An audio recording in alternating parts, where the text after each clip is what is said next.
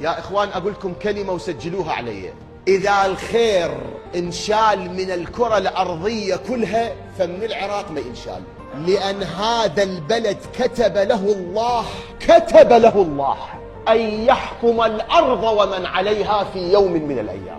بلد المنقذ العالمي اللي اسمه الإمام المهدي عجل الله تعالى، وفي هذا البلد مسقط رأس إمامنا المهدي، ولد في بلد حكومته. ولهذا أنا هم أقول لكم قضية حسب ما نقلوني، ويظهر الخبر أكيد جدا أكيد عن العتبة العسكرية المقدسة في سر من رأى أنه هي العتبة الوحيدة في العراق اللي بالطابو مسجلة باسم محمد المهدي، يعني مو مسجلة العتبة الحسينية، يو العتبة العباسية، يو العتبة العلوية، يو الكاظمية، العتبات هيك مسجلة بالطابو.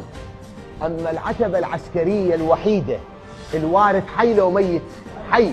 ولهذا عتبة الإمام، روضة الإمام، حرم الإمام مسمى باسم الإمام المهدي، طابو حرم الإمام مسمى باسم محمد بن الحسن المهدي. إمامنا المهدي منتظر ومنتظر، منتظر لأمر ربه ومنتظر من الأرض ومن عليها.